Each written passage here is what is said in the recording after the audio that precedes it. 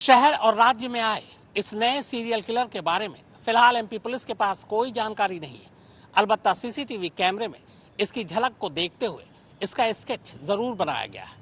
मगर नींद का कातिल ये सीरियल किलर कौन है, क्यों ये चौकीदारों को अपना निशाना बना रहा है, ये कहां से आया, इसका क्या नाम है और इसका क्या मकसद है, फिलहाल कोई नहीं जानता।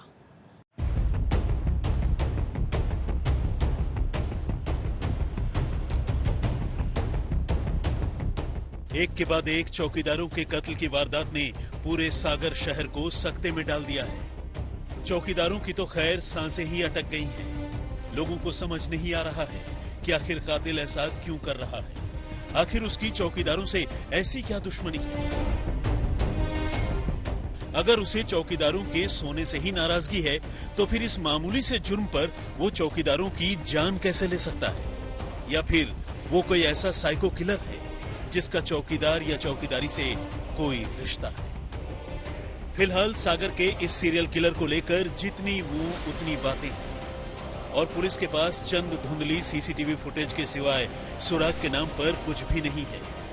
पुलिस सूत्रों की माने तो उसे जो सीसीटीवी फुटेज मिले हैं उसमें रात के अंधेरे में एक शख्स बेसाख्ता भागता हुआ दिख रहा है और इस शख्स ने सफेद रंग की शर्ट और हाफ पैंट पहन रखी है।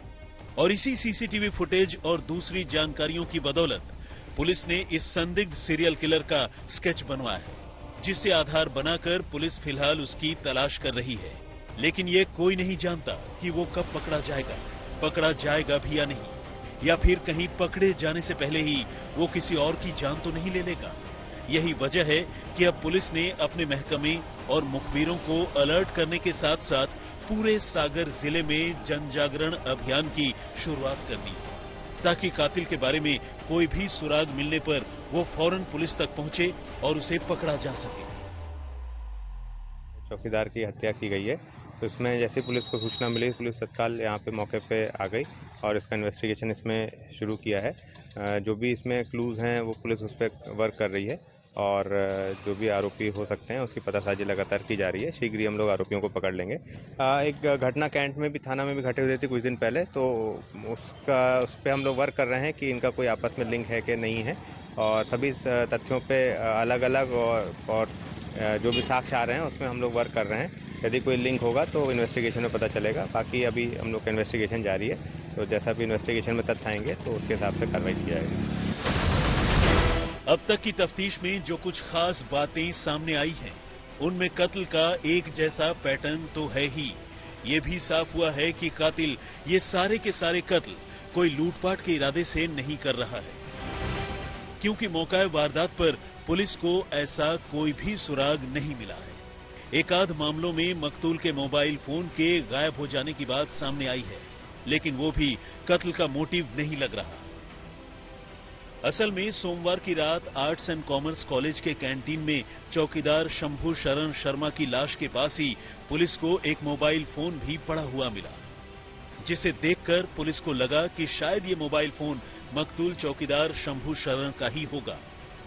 लेकिन पुलिस तब हैरान रह गई जब उसे पता चला कि ये मोबाइल फोन उसका नहीं, बल्कि उससे एक रोज पहले मारे गए चौकीदार कल्याण लोधी का है, जिसका कैंट थाना इलाके के भैंसा गांव में कत्ल कर दिया गया था। यानी एक बात साफ हो गई कि कत्ल की इस वारदात के पीछे किसी एक ही कातिल का हाथ है, जिसने एक मकतूल का मोबाइल फोन चुरा लिया और उसे अपना शिकार बनने वाले दूसरे चौकीदार की लाश के पास फेंककर फरार हो गया। सागर में सबसे पहले इसी तरीके से हत्या हुई थी मई के महीने में। पुलिस ने उसकी जांच तो की, लेकिन कहीं ना कहीं इसे एक आमतौर पर जो हत्याएं होती है उसे मानकर चला गया। लेकिन जब बीते 2 दिनों में एक के बाद एक ही पैटर्न से ठीक उसी तरीके से हत्याएं हुई जैसे मई के महीने में हुई थी, तो पुलिस को माजरा समझते देर नहीं लगी कि यह मामला गंभीर है, और इसीलिए पुलिस ने मई की में जो हत्या हुई थी उससे लेकर अब तक की सभी हत्याओं की कड़ियां जोड़नी शुरू कर दी। पुलिस के पास अब तक हत्यारे का एक स्केच मौजूद है और साथ ही में एक सीसीटीवी फुटेज भी। लेकिन देखना अब यह है कि इन सभी कड़ियों को जोड़ते हुए पुलिस के हाथ हत्यारे के गिरबान तक कब पहुंचते हैं। अब तक की तफ्तीश की ये सारी बातें इस बात की तरफ इशारा करती हैं कि इन सभी के सभी कत्ल का कोई खास मोटिव नहीं है। यानी कातिल की न तो मरने वाले चौकीदारों से किसी दुश्मनी की बात समझ में आती है और न ही कत्ल के पीछे लूटपाट या किसी फायदे का मकसद ही समझ में आता है। ऐसे में बहुत ज्यादा चांस इसी बात के हैं कि हो न हो कातिल कोई मानसिक रोगी है, यानी एक ऐसा साइकोपैथ जो रात के अंधेरे में एक ही तरीके से चौकीदारों का कत्ल कर खुश हो रहा है। और फिलहाल इस सीरियल किलर की पहेली को सुलझाना सागर पुलिस के लिए एक बड़ी चुनौती है। सागर से शिवा पुरोहित के साथ रवीश पाल सिंह, भोपाल, आज तक।